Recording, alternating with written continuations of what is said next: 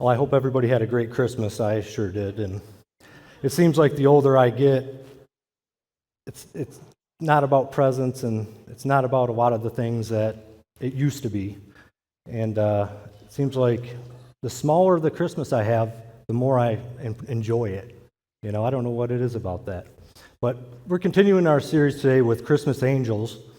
And this is the final in the 4-part series that Dennis had picked out. So we'll get right into it.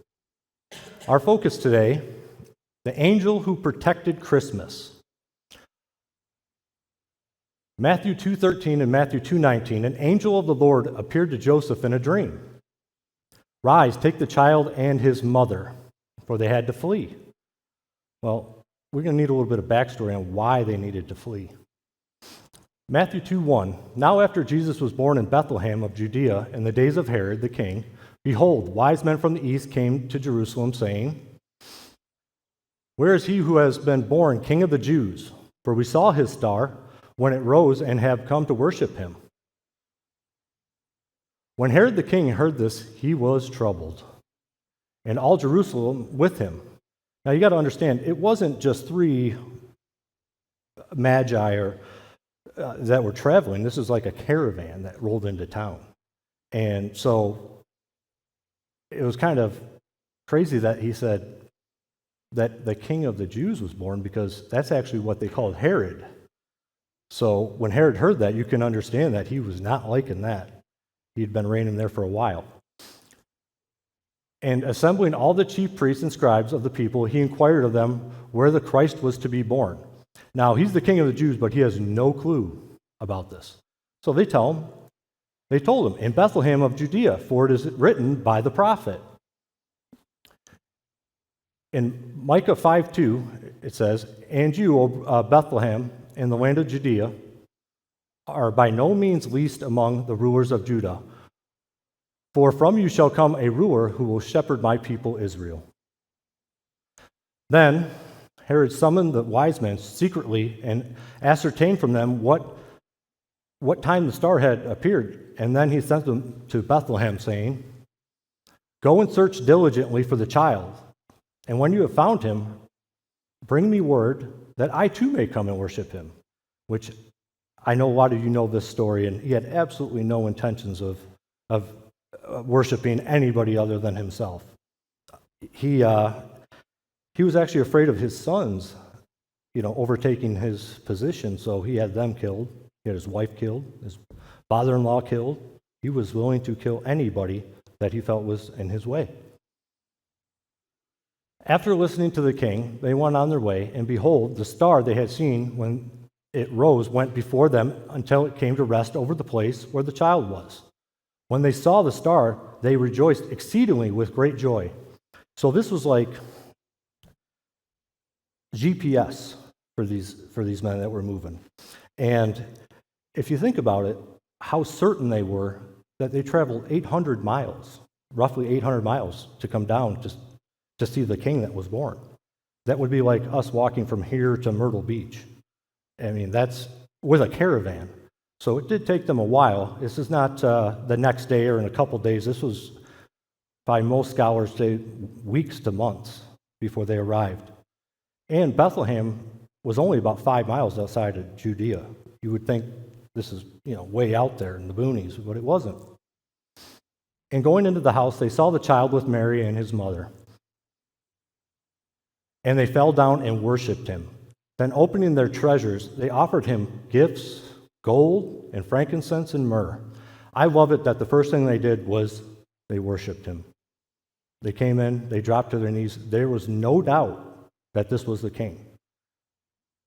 Another thing about the gifts that were given, they didn't just give these gifts to anybody.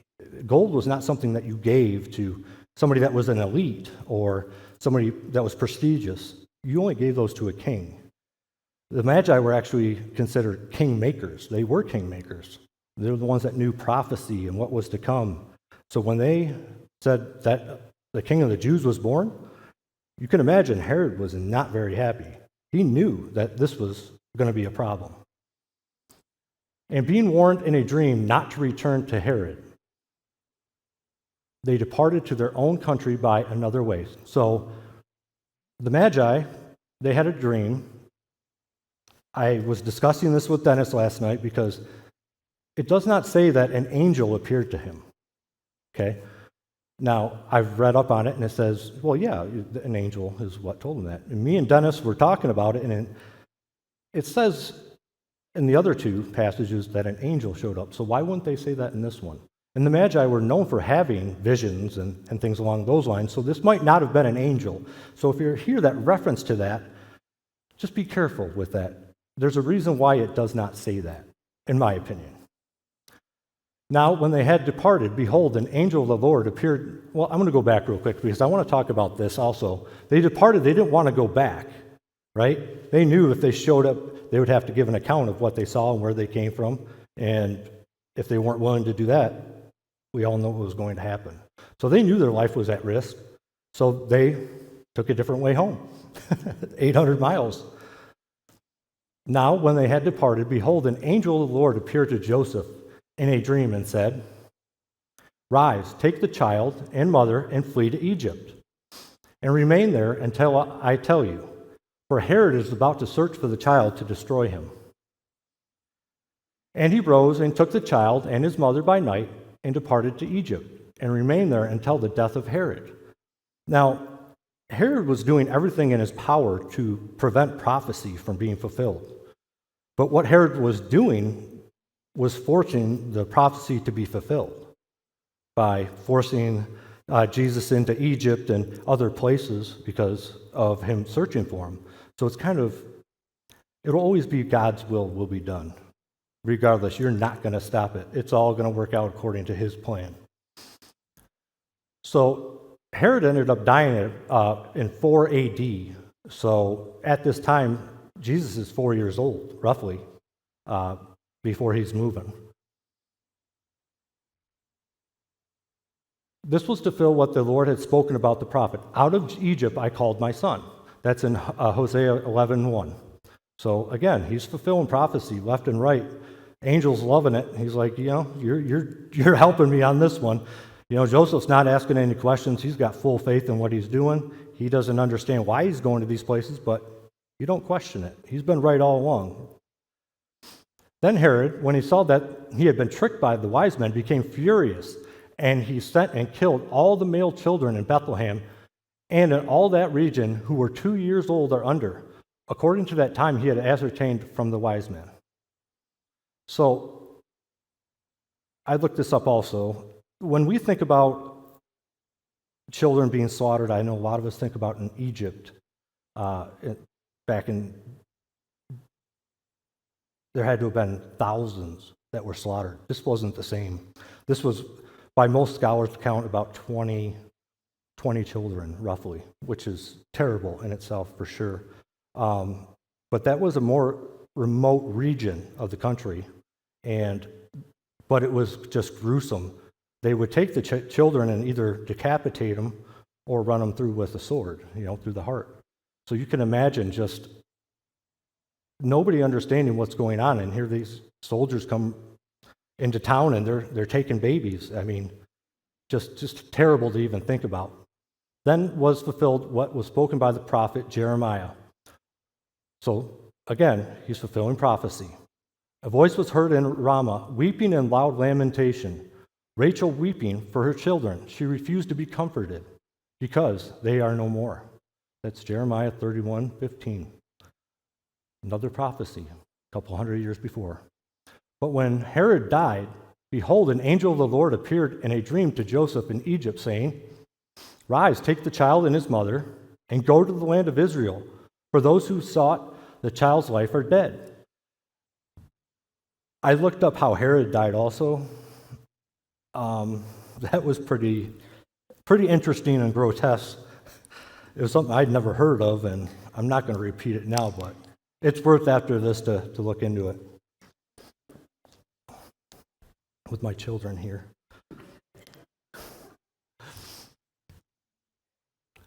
So again, we're fulfilling prophecy. Angels just pushing him along. We're making sure that we're following all the proper steps.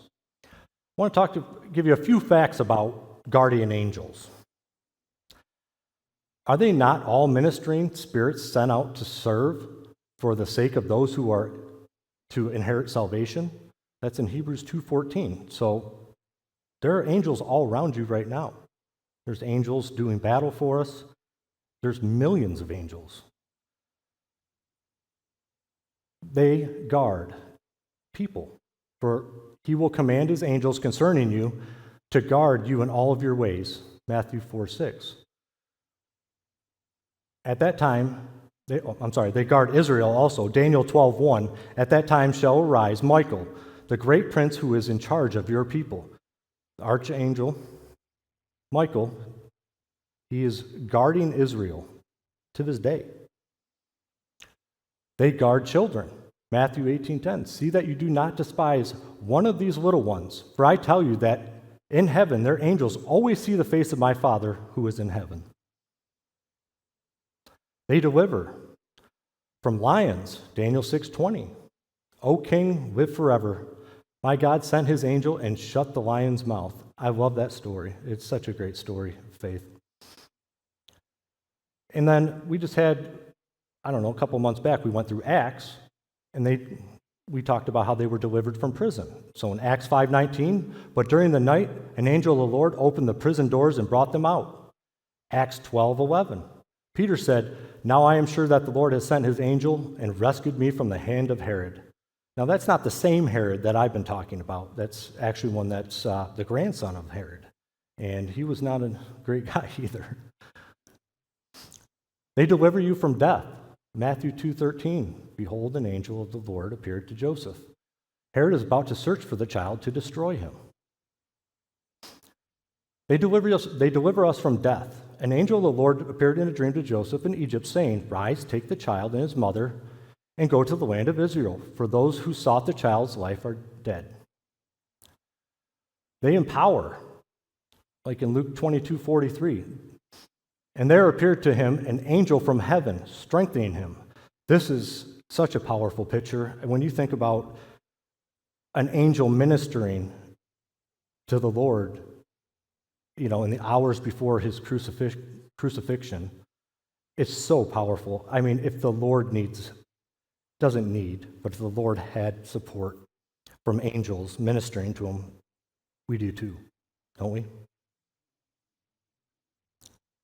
They transport, like in Luke 16:22, the poor man died and was carried by the angels to Abraham's side. The rich man also died and was buried, and in Hades, being in torment. Ran through that pretty quick. I had a lot of stories to give you, but I'm not going to give them to you. It's too late. Final thoughts. They show up unexpectedly, like Hebrews 13:2. Do not neglect to show hospitality to strangers, for thereby some have entertained angels unawares. Like in Abraham, when we had two angels and the angel of the Lord, so there's three that showed up, and he showed hospitality to them, offered them a meal under the oaks at, I always get this wrong, Mamre. Also, Lot showed hospitality to the two angels that showed up to his house, brought him in when had some gentlemen that were trying to get after him, and those angels are the ones that delivered him and his family from Sodom and Gomorrah before it was destroyed. They show up unexpectedly. Hebrews 13:2. Do not neglect to show hospitality to strangers, for thereby some have entertained angels. I think a lot of times in the culture right now, demons are being pushed so much, right? And I think most people do believe in demons and Satan. I don't think a lot of people think that angels exist, which is kind of crazy to me. They don't understand how that all works. It's like when I was talking to a guy and he said that he believed in evil and he believed in the devil, but he didn't believe in God. I just don't understand that logic, And I think that has to do with what's being pushed culturally today, especially around, it doesn't even have to be Halloween or anything. You're getting horror movies all the time, right? These demonic movies, there's some sort of draw to them, right? That, especially the youth, they like that. They're drawn to that. especially some of the video games that we have. Gideon also had an angel show up to him, and he offered hospitality to him and offered him food. Let me see where I'm at. He offered him a substantial meal. He also invited the angel to stay at his house. Gideon was a mighty man of valor. And at first, I don't think he knew he was an angel. That's who he was. He offered that kind of stuff that was in his DNA. So Manoah and his wife in Judges 13, I'm doing classes for the Wilmington School of the Bible. And so I had to pick out one of these judges. Well, I decided to pick out Samson and that story because Dennis said that's a hard one. So I'm like, okay, I'll do that one, And I texted Dennis repeatedly about things. And the way that you know that Dennis thinks you're on the wrong track is he doesn't respond. And it's the worst. Because you're sitting there going, is this wrong? Like, I didn't pick up on it at first. Then I would text him something different and be like, yeah, that sounds, not trying to give me the answer. He wants me to seek it out. But it was killing me. I'm like, this is my first semester, Dennis. Like, I need you holding my hand. And thank the Lord for my wife. She's putting up with all that, especially with formatting a lot of my papers and whatnot. I was actually thinking I might put some of those out, the questions that were asked in the assignments, and printing out some of the responses and papers that other students had done along with mine to kind of give you an idea of thought processes of people. It was interesting. It was very interesting. We had to reply to them also. It was really good. So Manoah and his wife in Judges, they, I think I would know this one. They had him and his wife allowed to give a burnt offering as a show of hospitality instead of the meal they offered. Finally, you too have a guardian angel, sent to serve those who will inherit salvation. So believers, they have an angel. I actually believe they have several angels that are assigned to you. We don't pray to angels, okay? We thank God for the angels that were sent here to guide us. I guess I didn't really understand how many accounts there are of angels in the Bible. As Pastor said in the second week of this series, he mentioned it's almost 300 accounts. You wouldn't even have Revelation if an angel hadn't come to the island of Patmos and shown John the visions of Revelation. And it's just amazing. When you stop and think about it, how can anybody not believe in angels? But I think the culture has pushed us as that's a ludicrous idea. To believe in angels is a child thing. I want to, before we pray, I wrote this down and I wanted to make sure that I got it right, so I had Chrissy write it for me. Maybe we underestimate the significant role angels play throughout history and into our future. Without angels, who would have announced the birth of Christ? Who would have told the shepherds where to go? Who would have ministered to Jesus after 40 days fasting in the desert? Who rolled away the stone from his tomb and came to the grave announcing his resurrection? From Genesis to Revelation, we see angels doing the will of the Father. One of my favorite verses in Revelation is Revelation 4:8, and I thought it was kind of interesting that when I looked at the program and the song that was going to be played, it was like a perfect lead-in. It's Revelation 4:8, Holy, holy, holy is the Lord God Almighty, who was and is to come. I thought that was great. Well, I'm going to get you guys out of here early today, that's for sure. Let's pray.